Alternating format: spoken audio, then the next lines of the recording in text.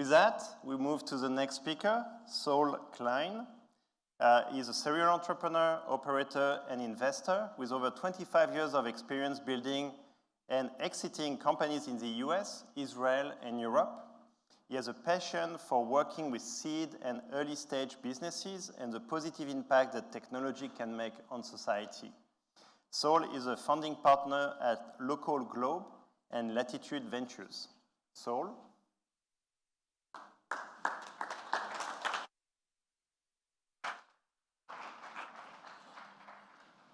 Great. Well, Saul, it's a great pleasure to have you up on stage here. Thank you. Thank you for having me. And thank you, Nicola, for the great presentation. You, as always, I used to call Kalyan the sort of data guru. And now I've discovered that, thanks to Nicola, the better phrase would have been data extraordinaire. So it sounds something much more eloquent in French, so thank you for that. And thank you for that presentation. Now, Saul, I've had the great pleasure of knowing you for a number of years, actually. And I've been watching what you've been doing for the ecosystem, particularly here in Europe, for getting close on 20 years, I think I've had the pleasure of doing so. But some of the work you've been doing more recently has been slightly broader than just think about VC. You've been obviously helping the Prime Minister's office here through the sort of Council for Science and Technology. You know, and you came up with quite an interesting report as an advisor alongside with MIT, Fiona Murray and others.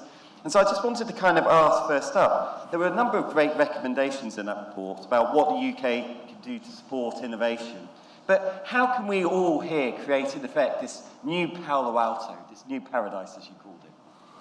Well, first of all, thanks for having me. And you know, it's great to have seen that data. And the thing that sort of struck me the most about the data, and also obviously the impact that corporates can have within the innovation economy, is how do you think long term when everyone else is thinking short term? And you know, the markets obviously impact everyone. They impact public companies' share prices, obviously, but I think, you know, what history has taught us is that those that keep their heads when everyone else is losing theirs and focus on the big picture and focus on the long term really, you know, create the biggest impacts over time. And I mean, we have known each other for a long time, and I'm going to be 52 this year. So, you know, I've spent the last 30 years in this industry, broadly speaking, the internet starting in the early 90s, first as a sort of an operator and as an entrepreneur, then, you know, as an investor for the last 15 to 20 years. I've invested and operated through many ups and downs in the market, the first of which I remember was the Asian financial crisis in 1997, when Oracle and Netscape, probably if those that remember Netscape, missed their quarters. And you know, the wisdom on Wall Street at the time, this is 1997, was that no internet company would ever go public again. Yeah. You know, then there was 9/11, then there was Lehman, then there was COVID, then there is now. I guess science and technology or innovation takes time. You know, we've been spending some time up in Manchester recently where graphene was invented. So if you're looking at science, not just software, science takes time. Could take 25, 30 years for an innovation in the lab to find product market fit and come to market. And so I think, you know, the people talk about patient capital, but corporates really have the ability to play a fundamental role here, and obviously so do governments. So the work that you referred to is some work that I've done as part of my role on the Prime Minister's Council for Science and Technology. And, you know, if you look at the UK's science base, or if you look at Europe's science base, it's world class. It's actually the best in the world. When you look at peer-reviewed citations, the UK is ahead of China and it's ahead of the US. 7 out of the world's, not Europe's, top 30 universities are a 4-hour train ride from King's Cross. I was in Brussels yesterday. You know, you look at sort of the cluster between Leuven and Utrecht, the most valuable tech company in the world, one of them came out of that cluster. So I think, the raw materials when it comes to IP, when it comes to the industrial sector, particularly in Germany, but across Europe, is unbelievably strong. Where we've lacked, I think, the ability to sort of really capitalize in the same way that Silicon Valley has, or in the same way that China has been doing in the last 10 to 15 years, is by having a sophisticated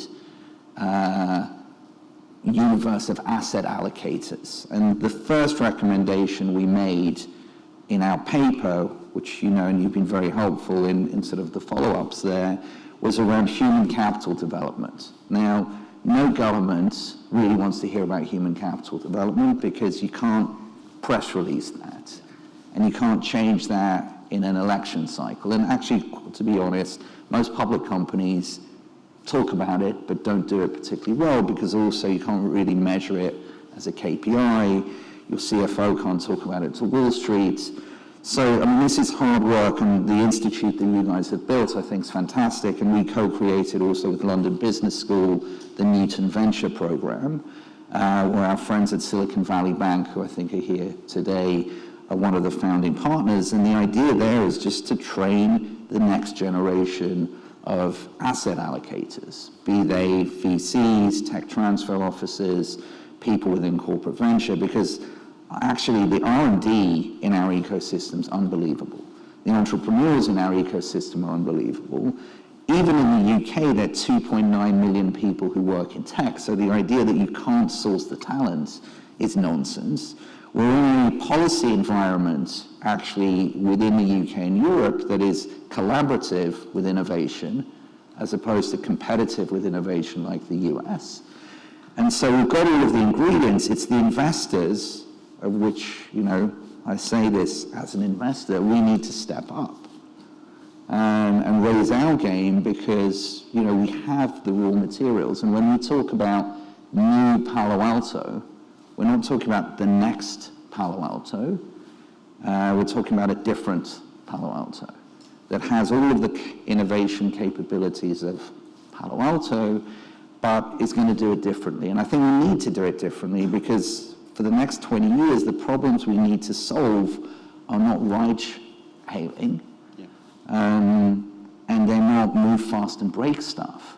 It's work closely with corporates, it's work with regulators, it's work with academia, and build stuff to last. It's so powerful. It's a great report. Highly recommend it. It's one of the few times when you read a government report, you say, they've obviously taken good advice from good people. And I looked at a list of who had provided advice, and I was like, oh, that makes sense when I saw Saul's name on it. It really is a great piece of work you've been doing. Hopefully it's listened to by the government. We've got some people here from Bayes and others to do that. But I suppose you raised that question around the sort of patient capital, that corporates could bring, and that support that they could bring. So what areas do you think they could help most? Or I suppose what areas could they improve on? Obviously you've spent a lot of time co-investing with corporates, as well as seeing some of the pitfalls they could bring. So how could they improve, and what could they do to help them? Look, I think for any type of investor, whether they're VC, corporate, sovereign, endowment, any kind of asset allocator, as an entrepreneur, which I've been several times over, what you want to know is that people are going to be there for the long term.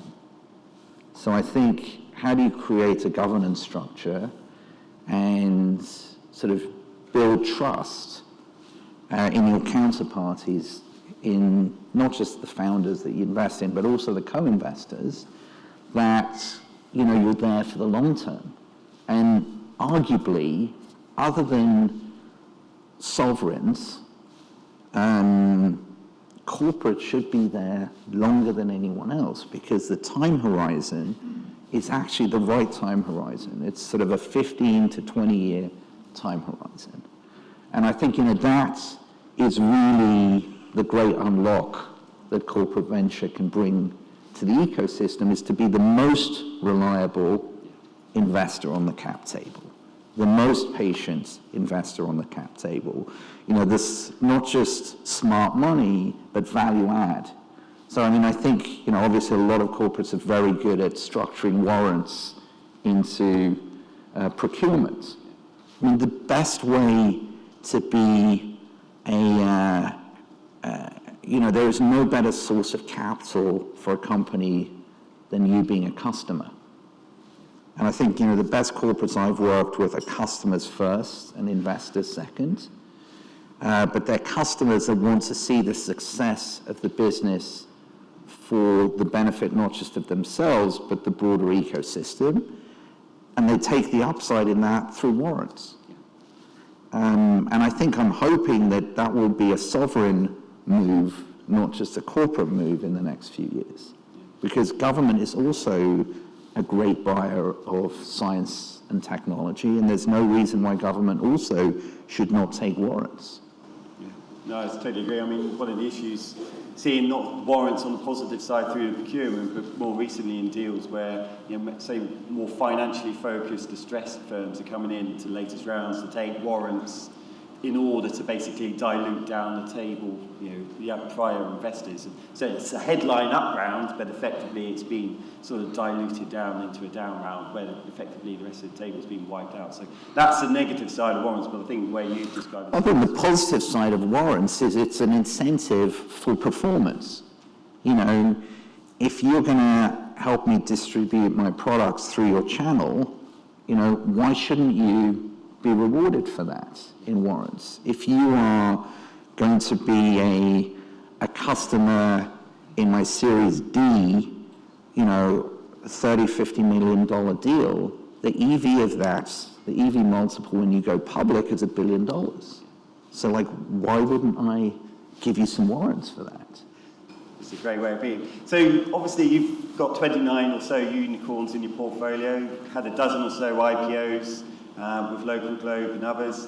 You've been a foundational, seminal member of the sort of the ecosystem over here in Europe. What areas attract you most at the moment? What areas are kind of making you excited? We are, what I loved about the green-red slide, I think the benefit of being, in a sense, a VC as opposed to a CVC is that we can diversify. So, we got a bunch of investments on the green side, we've got a bunch of investments on the red side, but because we're taking a 10 to 15 year view, I'm pretty sure that some of the investments on the red side, we're going to get in when everyone else sees a river of blood, and in 5-10 years from now, they'll be in the green, and that'll look great. A good example for us is travel. A lot of the travel or the mobility companies we'd invested in during COVID, fell literally 90% in a day or a week. Citymapper, which has held off Apple and Google with 100 people for the last 10 years, they went from being 40% of transport in London, which is one of the world's top 3 transport markets, to nothing for 6 months. They took that time to increase their coverage globally and become a B2B player and offering their software to mass transit agencies and others around the world, which was a great use of downtime. Yeah. But, no one wanted to touch mobility or travel, other than Silver Lake, who were very smart. Yeah. But, now that's back. So I think, we are sector agnostic. And it makes sense to be sector agnostic in New Palo Alto. I can look outside my office, and across the road from me is the Crick Institute, one of the world's top centers for genomics and life sciences.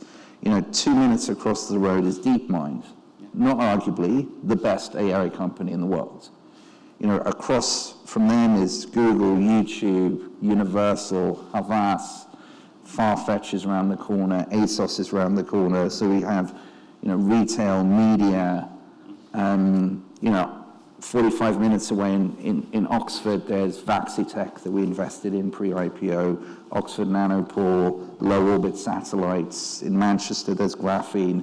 It makes no sense in our geography to be a specialist. So, that's our advantage, I guess, of not being sector-specific.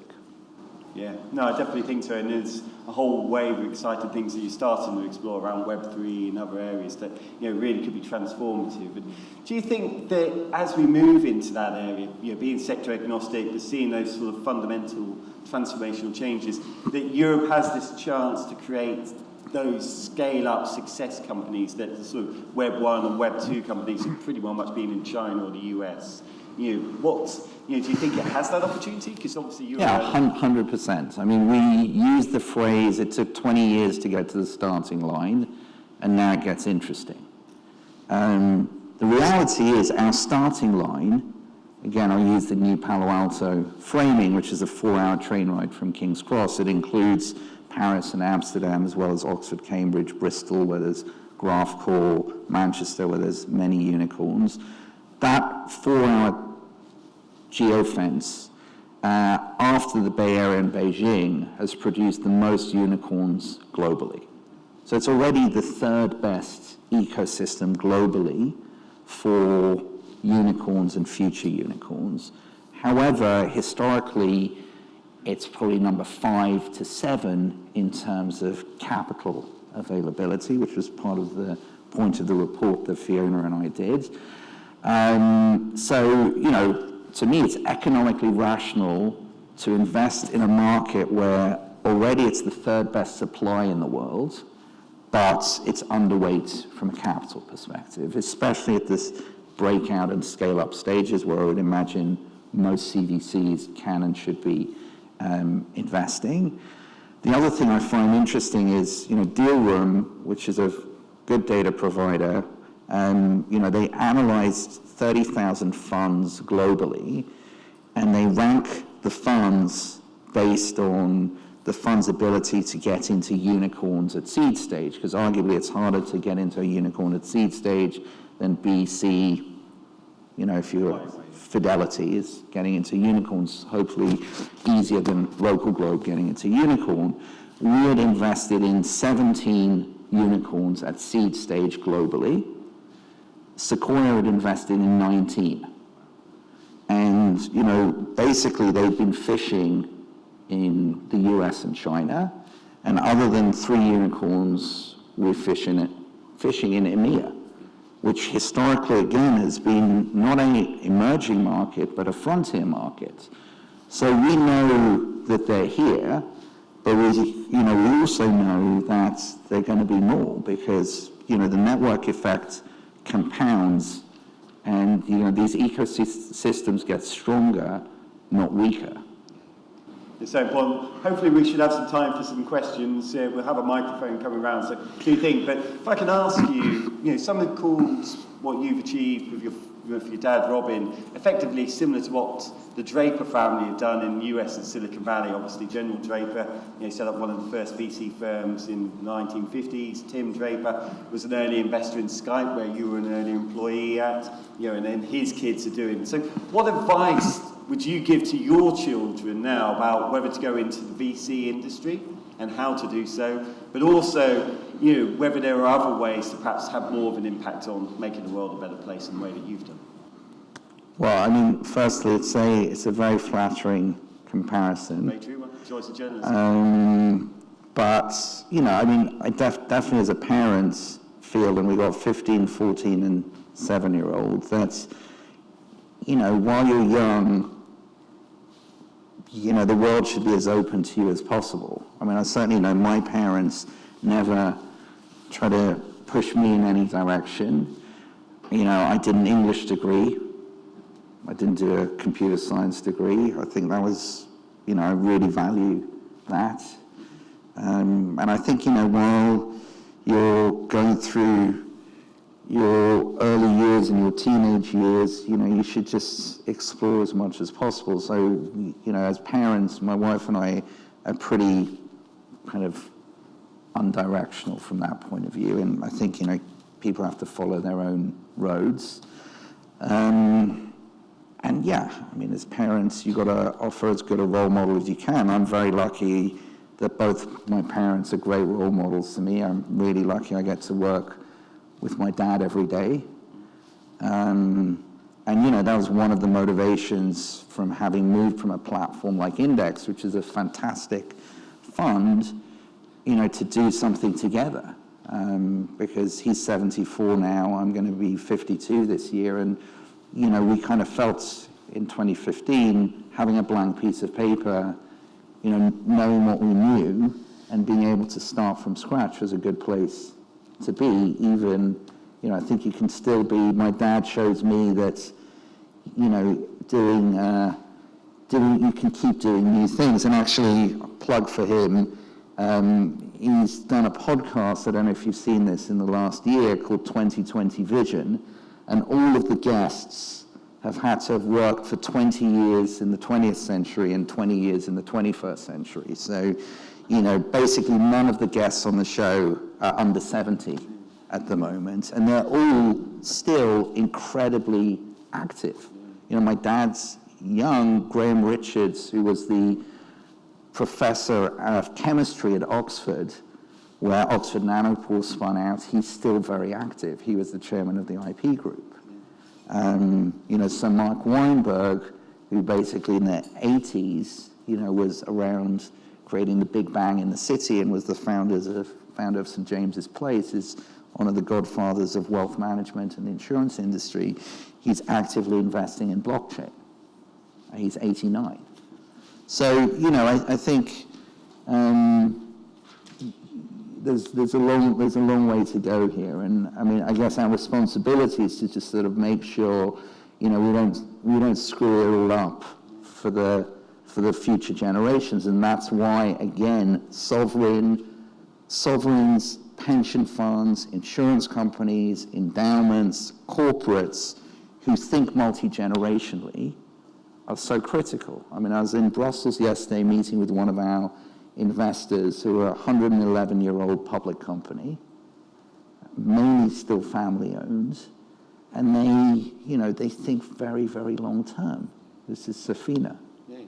So, I think if you think multi-generationally, you have to in this era, because otherwise you just freak out.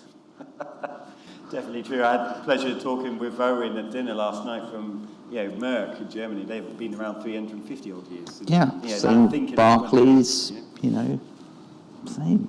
Cool. So I think we've got time just to open up for a quick question from the audience. If anyone wants to put a hand up, I should be able to see. We've got one in the sort of middle white shirt on the right. If I see it, it's Simon. Do say where you're from, please. So just to help us all. Thanks, Jim, and Saul, thanks for such an inspirational interview there. I signed on from Sefton University Incubator. South of England, South. I know it well. Well, thank you very much. Thanks for the... New Palo Alto, Bristol, Bath, Exeter, Surrey. And Cardiff just joined the... Nice. One of the best sort of data and ethics in the UK is in Cardiff, I think. Yeah. Now, bless you for saying that. What the capital to step up to fulfill the potential of our 4-hour super ecosystem, but you also referenced quite a lot of universities in your talk with Jim there. Are the universities stepping up? Are we on capital to fulfill their potential? Yeah, no, I think unbelievably, and I don't mean that by I can't believe it, I think they really are. I think obviously in the UK, we've had the problem, just full stop, that the economy has been skewed to London, and then the research economy has been skewed to the golden triangle of London, Oxford, and Cambridge, when the reality is that, whether it's Manchester, Sheffield, or Leeds now with Northern Gritstone, or, Bath, Bristol, Exeter, Surrey, that's doing amazing work in 6G and space. There are world-class universities across the UK and, obviously in continental Europe. The oldest university, I think, in the world is Bologna. It's like 1,000 years old. So I actually think the universities are an absolutely critical part of the long-term success of this ecosystem, and are totally, differentiated. You can't move, all of these universities to Shenzhen and Shanghai or Austin, Texas. Now, they're great universities in other geographies, but, this is one of Europe's greatest assets, and I think, many of the universities are really being proactive. We spent a lot of time up in Manchester the last year or so with the Graphene Institute, with the work they're doing around AI and cyber, with the work they're doing around life sciences. So I think, universities are fantastic here. Corporates have a long track record of cooperating very well with universities, but we have to kind of now join the dots here and sort of bring it into the sort of the broader innovation ecosystem. So I'm really excited by what's going on at the universities, and I know, Bristol's got a new vice chancellor coming up soon. There's going to be massive investments in the city centre, similar to Manchester, similar to Birmingham.